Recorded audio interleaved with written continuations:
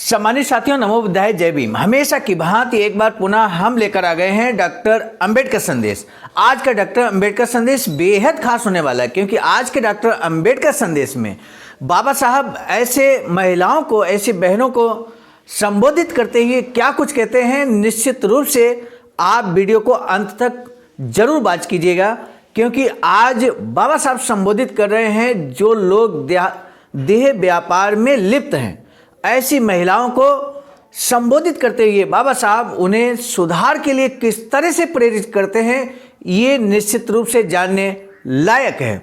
इसलिए बाबा साहब का क्रांतिकारी भाषण, हुबहू भाषण लेकर हम उपस्थित हो चुके हैं आवाज़ का ऑफिशियल यूट्यूब चैनल के माध्यम से। यदि आपने हमारे इस चैनल आवाज़ का ऑफिशियल को अभी तक सब्सक्राइब नहीं किया है तो आपसे निवेदन है कि अब जरूर कर लीजिए।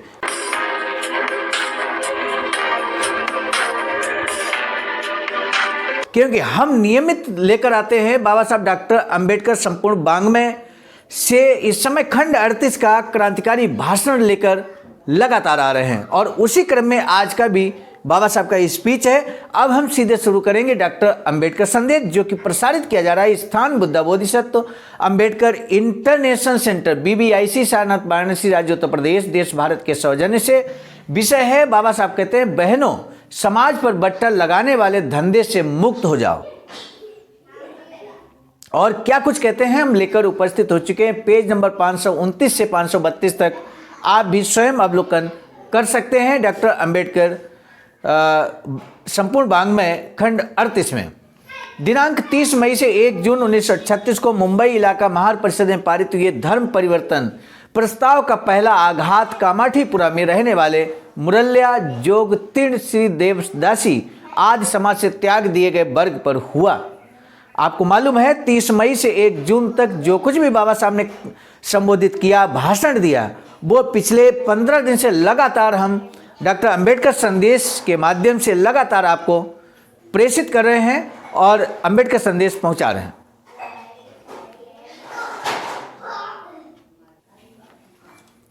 ज्यादातर इस वर्ग की सभी महिलाएं सदाचार के साथ उदर निर्वाह न कर पाने के कारण इस अनीतिकारक व्यवसाय में आई हैं। महार परिषद के बाद ये महिलाएं अपने बारे में सोचने लगी हैं। उन्होंने स्वयं इस पूर्व से एक निजी बैठक बुलाई।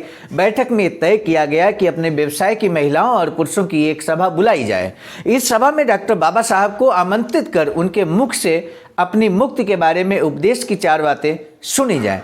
उस हिसाब से भगवानों को समर्पित सभी वर्गों की, जिनमें बाघे, पोतराज, भूते और महिलाएं आदि शामिल थे, एक सभा 16 जून 1936 की रात को पोया बावडी के नज़दीक के दामोदर हाल में आयोजित की गई थी। इस सभा में महिलाएं और पुरुष मिलकर लोगों का बड़ा समुदाय इकट्ठा हुआ था। लोगों की भीड़ के कारण दामोदर हाल खचाखच भरा था। शुरुआत में कुछ देवदासी, मुरल्या, पोतराज और बाग्याओं के भाषण हुए। इस व्यवसाय से पीछे हटने की उन्होंने अपने भाई बहनों से विनती की। कुछ वक्ताओं ने खुलेआम बताया कि वे इस व्यवसाय से पहले ही निकल चुके हैं और ईमानदारी से पसीना बहाकर मेहनत की कमाई से अपना पेट पालते हैं, इसीलिए हमारा जीवन स्वाभिमानपूर्ण हुआ है।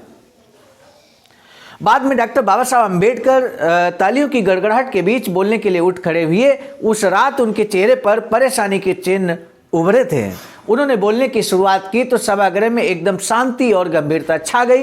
डॉक्टर अंबेडकर ने अपने भाषण में कहा कि आज की सभा मुझे हाल ही में हुई महार परिषद की सभा से 100 गुना अधिक महत्वपूर्ण लगती है। समाज का जो हिस्सा अत्यंत हीन अथवा बेकार माना जाता है, उसके आप सदस्य हैं। यही आपका समाज है।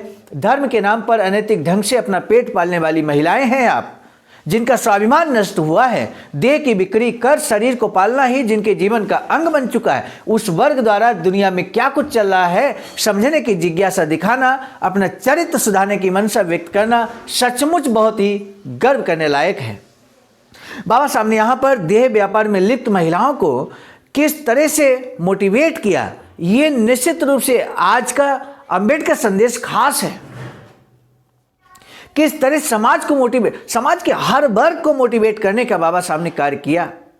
अभी आपने देखा कि पिछले डॉक्टर अंबेडकर संदेश में किस तरह से मातंग समाज को संबोधित किया बाबा साहब ने, उससे पहले संत समाज को संबोधित किया बाबा साहब ने, उससे पहले महार परिषद के द्वारा जो सम्मेलन बुलाया गया खासकर 3 दिवसीय, उस सम्मेलन को संबोधित किया। बाबा साहब ने बहुत लंबा स्पीच दिया, हर पॉइंट को वहाँ पे पकड़ा और उसको किस तरह से मोटिवेट किया। तो समाज के हर वर्ग को अगर किसी ने मोटिवेट किया, किसी ने स्वाभिमान पैदा किया, तो वो है बाबा साहब डॉक्टर भीमराव अंबेडकर। और बाबा साहब के इसीलिए हम लगातार भाषण समाज तक पहुंचाने की कोशिश कर रहे हैं, ताकि समाज जागरूक हो, समाज जाने। आज बाबा साहब हमारे बीच नहीं है, लेकिन बाबा साहब के स्पीचेज, डॉक्टर अंबेडकर संपूर्ण वाङ्मय, बाबा साहब डॉक्टर अंबेडकर संपूर्ण वाङ्मय के विभिन्न खंडों के माध्यम से 1 से लेकर 40 खंड तक के वॉल्यूम हमारे बीच उपलब्ध है, और उनके माध्यम से हम समाज को जागरूक कर सकते हैं। बाबा साहब की बातों को, कही गई बातों को, भाषण को हम समाज के जन जन तक पहुंचा सकते हैं, और उसी क्रम में डॉक्टर अंबेडकर संदेश आप तक पहुंच रहा है सम्मानित साथियों। इसलिए हमारा निवेदन आपसे रहता है कि अंत तक जरूर बात करें, अच्छा लगे तो जन जन तक पहुंचाने के लिए इसे शेयर भी करें। इसीलिए महार परिषद में 25,000 लोग इकट्ठा हुए, उसका मुझे उतना महत्व तो नहीं लगता जितना आज की इस सभा में आप 400-500 लोग इकट्ठा हुए हैं उसका लगता है। आज की इस सभा के लिए मैं आपको धन्यवाद देता हूं। इस सभा के बाद मैं मुख्य विषय की तरफ मुड़ता हूं, इस भूमिका के बाद मैं मुख्य विषय की तरफ मुड़ता हूं। बाबा साहब कहते हैं, आज मुंबई शहर में महार समाज को अगर शर्म से गर्दन कहीं झुकानी पड़ती है तो वह आपके कामाठीपुरा आते समय अपनी बहनें वहां किस तरह से नर्क से गुजर रही हैं, अन्य समाज से खुद को किस तरह से भ्रष्ट करवा रही हैं, इसकी तस्वीर आंखों के सामने खड़े होते ही हर महार को विषाद घेर लेता है। आज आपने महार समाज के साथ धर्म परिवर्तन करने की इच्छा जाहिर की है। आपके इस निश्चय के कारण मुझे ये सोचकर खुशी नहीं हो रही कि मेरे अनुयायियों की संख्या में बढ़ोतरी हुई है या मेरे धर्म परिवर्तन की घोषणा को मिल रहे समर्थन से मुझे संतोष नहीं हो रहा है। हमारे धर्म परिवर्तन का अर्थ अच्छी तरह समझ लीजिए। हम धर्म परिवर्तन कर रहे हैं इस दुर्गंध भरे वातावरण से बाहर निकलने के लिए। आपको समता का, बंधुत्व का, स्वाभिमान का आदर्श जीवन प्राप्त हो और हर एक का जीवन उज्जवल हो। इस दृष्टि के साथ हम धर्म परिवर्तन के लिए तैयार हो गए हैं। आप अगर हमारे साथ आना चाहते हैं तो अपने जाति बंधुओं के साथ धर्मांतरण करना चाहते हैं तो पहले आपको अपना ये दुर्गंध से भरा जीवन क्रम छोड़ देना होगा। अपने मलिन तरीकों का आपको त्याग करना होगा। यह यदि आप करने के लिए तैयार हो तभी आप हमारे साथ आएं, वरना आप हमारे साथ ना आएं। मर्जी हो तो आप जहां हैं वहीं रहें, मुसलमान या ईसाई बने, हमें उसमें कोई आपत्ति नहीं होगी। लेकिन अगर हमारे साथ आप आना चाहें तो आपको काया, वाचा, मन की शुद्धता कर इस त्रिशुद्धि से शुचिर्भूत होकर ही आपको हमारे साथ आना होगा। सम्मानित साथियों, बाबा साहब ने यहाँ संबोधित करते हुए उन महिलाओं से कहा जो देह व्यापार में लिप्त हैं, काया, वाचा, मन की शुद्धता। यहाँ त्रिशुद्धि की बात की गई है। इस त्रिशुद्धि का मतलब हमने आपके यहाँ पर बताया है, वरना मैं आपको साफ साफ बताता हूँ कि आप हमारे साथ नहीं आ सकेंगे। अगर आप अपना पुराना जीवन क्रम उसी तरह चलाते हुए महार जाति को बट्टा लगाने का काम जारी रखने वाली हो, अपना काम उसी तरह करने वाली हो, तो मैं आपको चेतावनी देता हूं कि हजारों युवा स्वयं सेवकों को तैयार कर मैं कामाठीपुरा से आपको हमेशा के लिए हटवा दूंगा। महिला समाज का अलंकार है, ये आपको जानना होगा। महिला समाज का अलंकार है, ये आपको जानना होगा। हर समाज महिलाओं के चरित्र का बहुत अधिक सम्मान करता है। हर किसी की उम्मीद होती है कि अपनी गृह स्वामिनी बनने वाली महिला उत्तम कुल की हो। वैसे ही भार्या पाने की हर एक की कोशिश रहती है, क्योंकि वह जानता है कि अपने बच्चों का, अपने परिवार का और कुल का नाम महिला के चरित्र पर निर्भर करता है। महिलाओं को इतना बड़प्पन मिला हुआ है, लेकिन कामाठीपुरा का जीवन क्रम देखें तो यह स्त्री जीवन को कलंक लगाने वाला है। इसलिए आप महिलाओं को समाज में क्या स्थान प्राप्त है, ये जानकर अपने बुरे जीवन क्रम का त्याग करना चाहिए। अपना खुद का तथा अपनी जाति का दर्जा और नाम ऊंचा करना चाहिए। आप शायद सवाल पूछेंगे कि ये धंधा ही हमारे उदर निर्वाह का साधन है। इतना ही नहीं, इसी धंधे के कारण आज हमें किसी चीज़ की कमी नहीं है। हमारी जिंदगी बड़े सुख के साथ बसर हो रही है। हमारे पास नौकर चाकर हैं। इस तरह की आराम की जिंदगी छोड़कर हम क्या करें? तब बाबा साहब कहते हैं कि मैं आज से ये शर्मनाक जीवन त्यागने के लिए कह रहा हूं। तभी एक और बात साफ कर दूं कि आपको उदर निर्वाह के साधन उपलब्ध कराना मेरी जिम्मेदारी नहीं है, न मैं इसकी जिम्मेदारी ले रहा हूं। आज हजारों महिलाएं गरीब पति के साथ शादी करके उनके साथ दरिद्रता में दिन बिता रही हैं। पेट पालने के लिए उन्हें परिश्रम करना पड़ता है, तरह तरह के कष्ट उठाने पड़ते हैं। हजारों महिलाएं मिलों में काम करती हैं, कारखानों में काम करती हैं और गृहस्थी के अन्य दुख झेलते हुए अपने बच्चों के साथ गरीबी में भूखे पेट रहकर खुशी खुशी दिन बिताती हैं। आपके धंधे में सुख मिलता है, इसलिए वे इस धंधे में नहीं आती। क्यों नहीं आती? वे आपके धंधे में क्यों वे इतने कष्ट सहती हैं? इस पर आप सोचें। महाभारत की कथाएं आपने सुनी हैं। जिस समय पांडव जुए में हार गए, तब बलकल और मृग चर्म धारण कर वनवास जाने के लिए निकले। उनके साथ वैसे ही वस्त्र धारण कर द्रौपदी भी गई थी। रास्ते में कौरवों में से दुर्योधन ने उनसे कहा, द्रौपदी, इन मूर्ख पतियों का साथ देकर अपना जीवन क्यों दुख में डाल रही हो? अपनी सुकुमार देह को कष्ट क्यों पहुंचा रही हो? तुम मेरे साथ रहो, मैं तुम्हें पूरे ऐशो आराम के साथ रखूंगा, तुम्हें कोई भी दुख नहीं होगा। उस समय साध्वी और माननी द्रौपदी ने दुर्योधन को जो जवाब दिया था वह आपको याद रखना होगा। उसने कहा था कि ऐश्वर्य पाकर अगर मैं नीति के साथ जीवन न बिता सकूं तो मुझे ऐश्वर्य नहीं चाहिए। राजमहल से मुझे कष्ट कर वनवास अधिक प्रिय है। आपको भी ऐसे ही विचार अपने मन में रखने होंगे। कष्ट करने से आप डरे क्यों?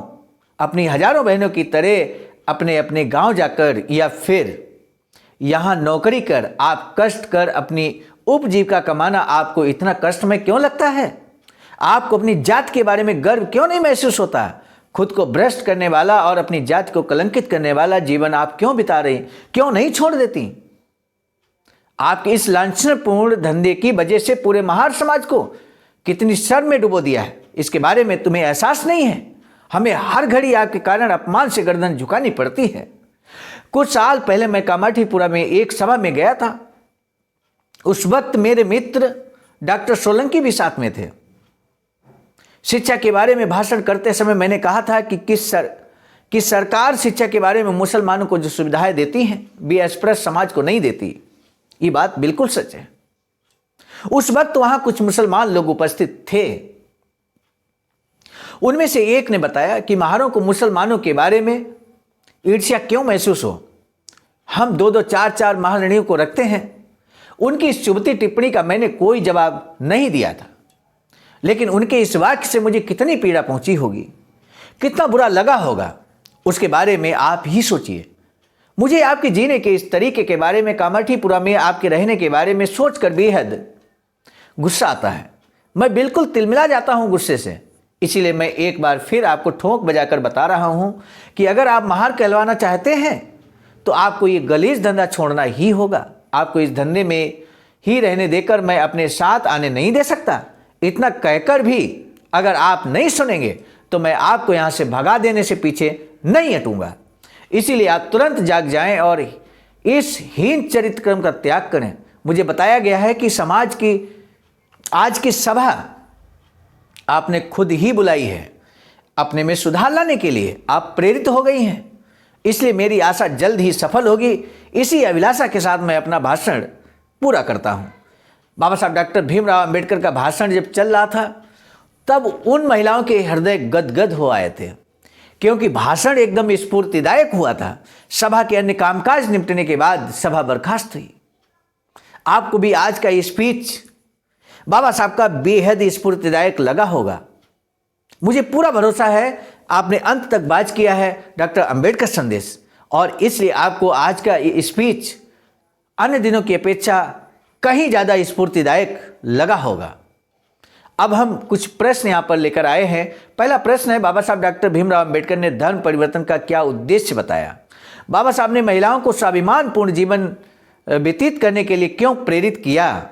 ये जरूर इसका आंसर आप दीजिए। और साथ ही साथ ये इसका आंसर देने में किसी तरह की प्रॉब्लम आपको आ रही है तो त्रिशुद्धि क्या है? त्रिशुद्धि के बारे में हमने आपको बताया है। ये प्रश्न आपके संज्ञान में हम डाल दे रहे हैं और इस प्रश्न का जवाब आप जरूर दीजिएगा।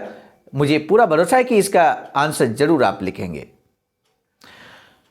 आज का डॉक्टर अंबेडकर संदेश हम लेकर आए थे मिशन नायक बुद्ध मित्र मुसाफिर सर, राष्ट्रीय महासचिव आवाज का, नई दिल्ली की प्रेरणा में, और साथ ही साथ संकलनकर्ता के रूप में परम आदरणीय विजय कुमार बौद्ध जी, प्रांतीय कोषाध्यक्ष आवाज का बिहार। प्रस्तुतकर्ता के रूप में मैं स्वयं सर्वजीत आर्य, राष्ट्रीय कोषाध्यक्ष आवाज का, नई दिल्ली। हम आपको बता दें, आवाज का अर्थात अखिल भारतीय अनुसूचित जाति जनजाति कर्मचारी कल्याण एसोसिएशन के द्वारा अर्थात आवाज का के द्वारा BBS3 के माध्यम से एक वैचारिकी सेंटर जो बाबा साहब चाहते थे, बाबा साहब की अधूरी इच्छा है वैचारिकी सेंटर बनाने की, वो सारनाथ वाराणसी राज्य उत्तर प्रदेश में निर्माणाधीन है। 14,000 स्क्वायर फीट जमीन पर इस समय कार्य चल रहा है। यदि आप भी अपना अमूल्य योगदान देना चाहते हैं तो इस दिए गए अकाउंट नंबर पर IFSC कोड पर आप अपना अमूल्य योगदान कर सकते हैं। सामान्य साथियों, अब हम आपसे निवेदन करेंगे कि वीडियो को जन जन तक पहुंचाने के लिए शेयर जरूर कीजिएगा, और इसी के साथ अब दीजिए इजाजत। पुनः मिलेंगे नए डॉक्टर अंबेडकर संदेश में। तब तक के लिए आप सभी को सादर नमो बुद्धाय, जय भीम।